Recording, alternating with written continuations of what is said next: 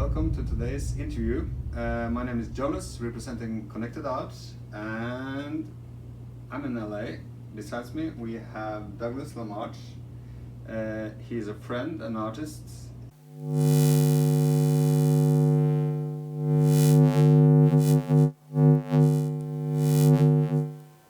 Who are you? Well, who I am, I just consider myself a human and a universal citizen, not a global citizen, not a world citizen, but a universal citizen. And my philosophy of art is to elevate people through concepts of healing through art by design, and I try to be present and in the moment, and I don't view what I do as a job or as a career. I view what I do as a gift that I've received to share and enjoy and live my life doing what I do. So what motivates you to do what you do? Well, a passion for, it's my passion, it's my path, again, it's my gift. It's what I have to do, what I don't even know that I want to do it. I'm compelled to do it. Create and make things that bring new life and new concepts and new ideas to what we call art, and to share my gift with others. How do you approach creating art? Well, a lot of people say their muse is their girlfriend or the sea or any number of things. To me, life is my muse. Everything is inspiring to me and interesting, and it gives me ideas, and when I get a creative vision of something from life that I can do to express myself and to share with others, with the intention of actually sharing beauty or something interesting, a new concept, a new idea, and love and humor with others. This is what I'm compelled to do. And then you see the artwork, you see the complete artwork when you have an idea and start to work with it, or do it kind of, is it steps? It's really, a lot of people think, how do you get inspired? Do you know what you're going to do? Picasso would say, it would just come to me when I see a blank canvas. It would evolve. There's many ways. Yeah. It's not just either or. Sometimes I set a goal to accomplish a certain thing, like to deconstruct a canvas by stabbing and ripping it, tearing it apart, burning it, and then with the intention of putting it back together to make something interesting or beautiful or both, to intensify the healing and therapeutic aspects of making art that artists have the pleasure to experience. What is art for you? What is art? Well, that's the thing. I don't mean to disappoint anybody, but it's been said before, there is no such thing as art. It really can't be defined. It's just a word. Many people have their own concepts and sayings of what is art, but nobody really knows up to this point. But it's what we do, and I think the reason people who call themselves artists do what they do is to express themselves. And it also has a physical, biological component for them. Their expression and purging or catharsing, purging, cleansing, refining themselves through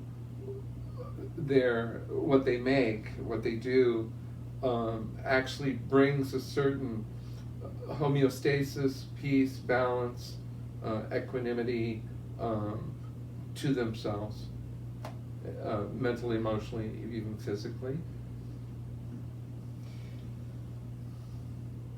Do you think your background is important for your current work?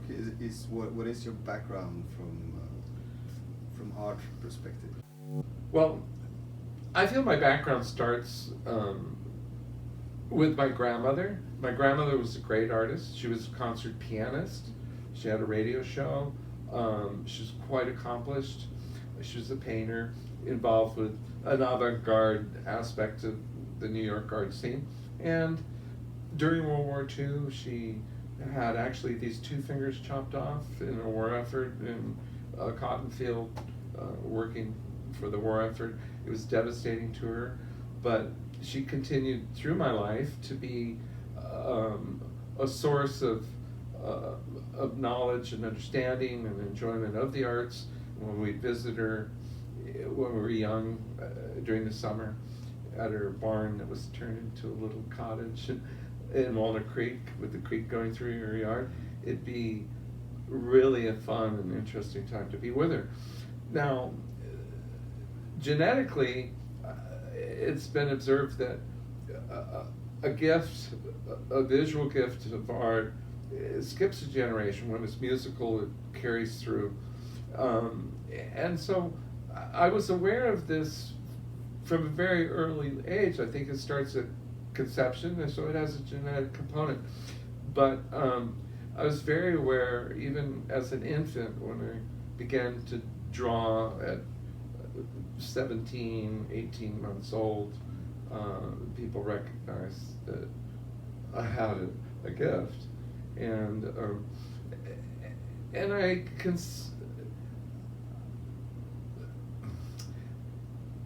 there's many stories in between till today in my development, but there is a difference between a gift and a talent. It may seem immodest or egotistical to say that about oneself, but it's true. You just know it, and it's not anything to be anything that makes me any better than anyone else. How has your art evolved from you started expressing yourself and until today? Well, it's always been evolving, because I've always tried to invent and create or make and make my own. If it was a drawing, to do it my way. If it was a sculpture, to invent another way. If it was an etching, to invent my own way.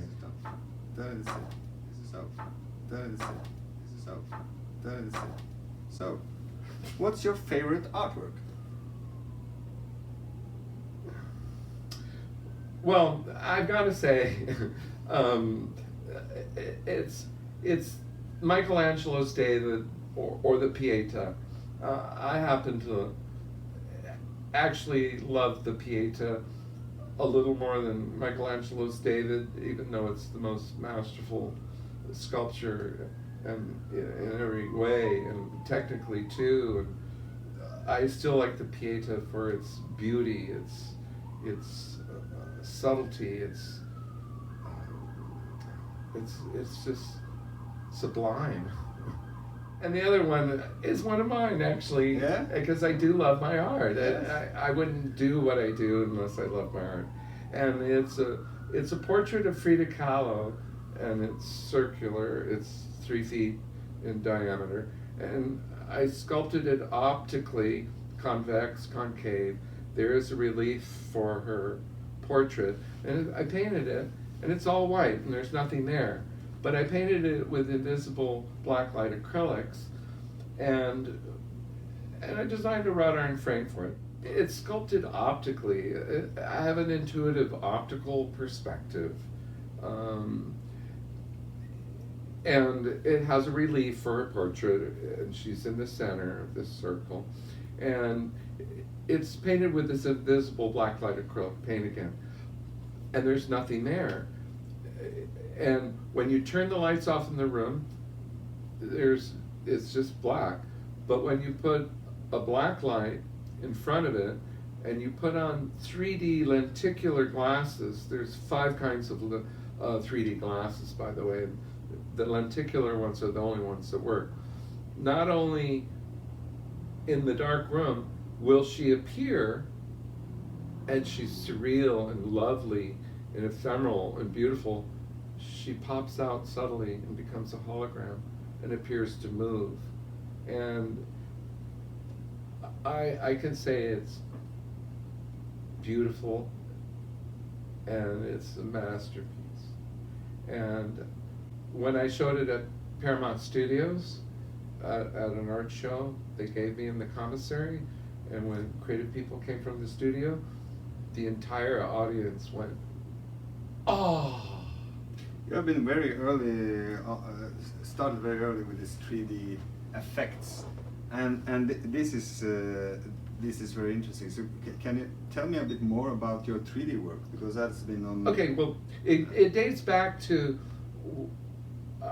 Well, when I was young, and I didn't tell you this before, I had astigmatism, and so they gave me actually this kind of glasses to wear. Yeah.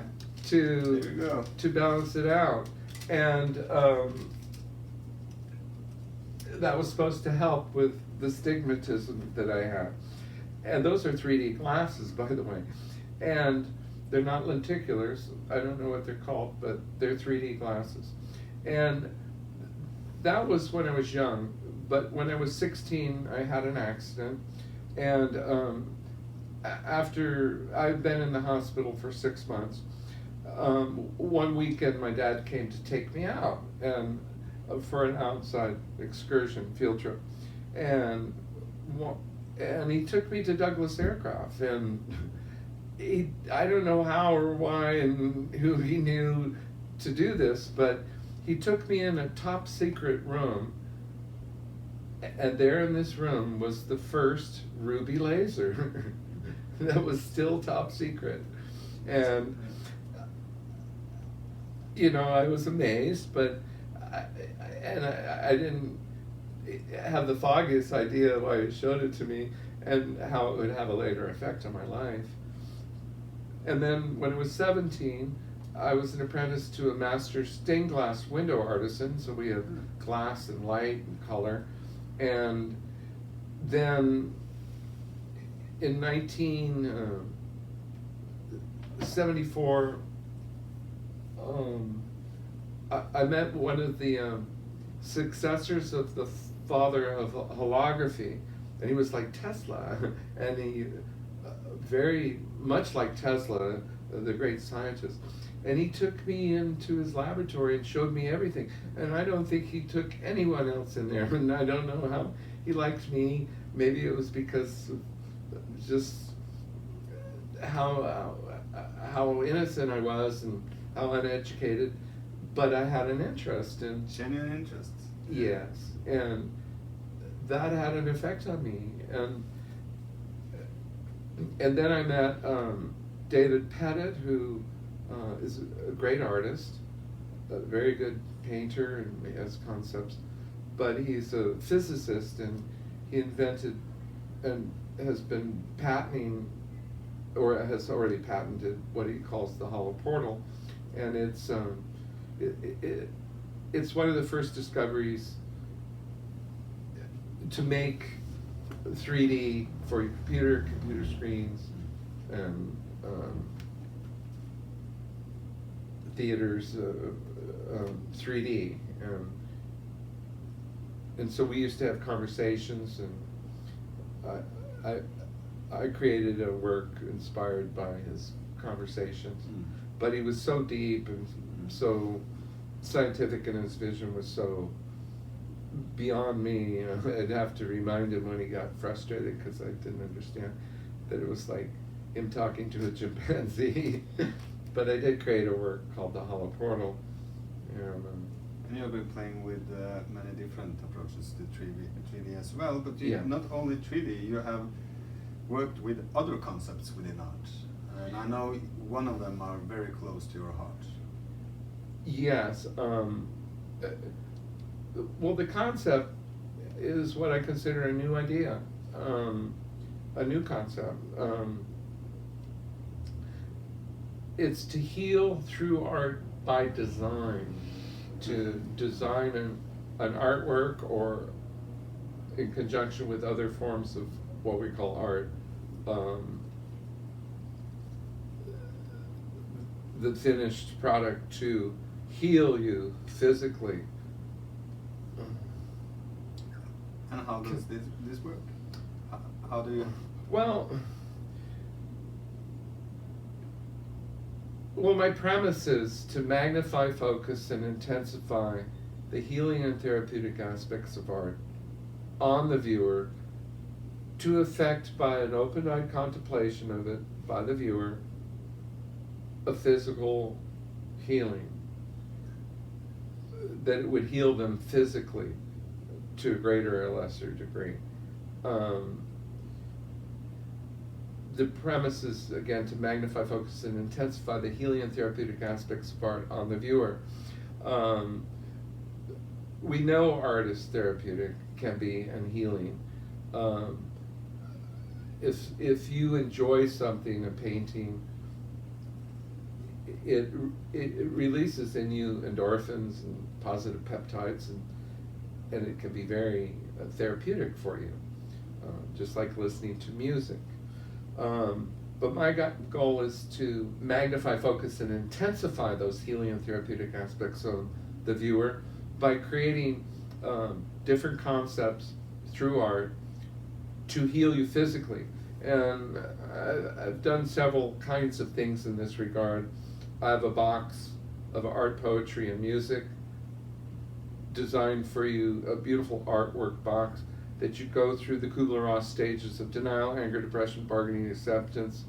And I added a stage called Beyond, where there's an angry picture, angry poem, and angry music, and a way for you to write your own angry poem or response. And then a kaleidoscope where you look at this image, and when it's kaleidoscope, there's suns. And this one was done with an angry face in black and red on a white background. When you kaleidoscope, the rays cover the face and imprison it, which is what anger does. And red and black can be the colors of anger in color psychology. And by kaleidoscoping it, it can access pre-verbal memories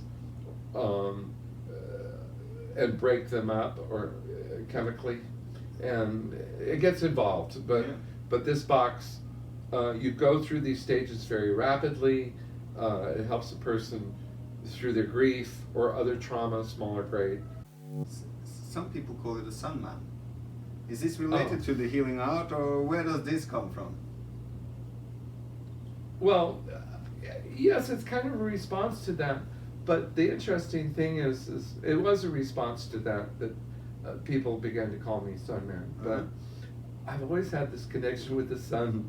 When I was little, we had a home on the beach, and I just loved the sun. And it is one of Carl Jung's 10 universal archetypes, and it deals with life and healing, and it's very powerful. It's probably one of the more, or most even, powerful of the 10 universal archetypes. But my project of healing through art by design, I took this single image that had a sun face in the middle, and I took it around to collect poems inspired by it, to engage people with this universal image I created, with no religious, occult, nationalistic, or cultural connotations, to heal you physically by staring at it, but because people don't have an advanced program of biofeedback and sensors to test it, I engaged them at open mic poetry readings to take one, and I'd give it to them when they didn't realize that, well, they thought they were going to pay for it, and when I told them it's free, and if you want to write a poem for it, you're welcome to. If you don't, that's fine, it's yours, because you can't pay for inspiration. So it was my way of having all these different poets write poetry and engage with the image to so that they would naturally and be inspired and get a more profound therapeutic response to interact with this and healing. And it works, because I got 57 poems back after handing out thousands of these prints, which were testimonials to how it healed them and helped them even save their lives. Amazing. You have to feel good about that. I feel great. Getting this amazing feedback, yeah. So, well, that's one of the things that's above and beyond my art. That is what I'm about, is to inspire others to find their passion, to find what they love, and to do that so that we have a better world. My next question was actually about inspiration and what inspires you. We have talked about some of your motivation and background, but would you say that is this maybe what inspires you? The what you can do for other people, the receivers of your art? Well, yes, it's part of my philosophy of art. Many artists say, and it's true, and I don't doubt it, that they have a muse, and oftentimes it's their girlfriend or their boyfriend or nature or the ocean or sea, which is fine. But and that's for them. But for me, I'm inspired by life and everything. And what inspires me is, well, the basis for all humans is love. It's the whole, all there is love. That's all we all need and want. And the core of life. The core of life, and this is why I do what I do. The gifts I have, and we all have, when they're shared, is expressing and sharing love with everyone. And that's what motivates me. And this brings us to the goal. Do you have a vision or a goal in your life with your art? Well, to carry some of these concepts through so that they can be appreciated, and to expand the conversation and dialogue and theory and concept of what is art, so other people can engage in it and benefit from it. All right, then let's go to the fun part, because we did something today. Naughty. Yeah, something naughty. we did something today. We destroyed one of your artworks. The first question is then, how do you feel about it? But you have already told that you have destroyed, recreated, burned art before, so you are not. This is not new for you. But what did you feel today when we did it for this purpose? Well, to make the purpose clear, and we destroyed the pig of gluttony. A little sculpture made and recycled from found objects that I called Gluttony, which is really sweet and innocent and supercilious. But we destroyed it because ConnectedART is introducing a new concept and vision, really, to the world, and expanding the conversation, the dialogue, and experience of art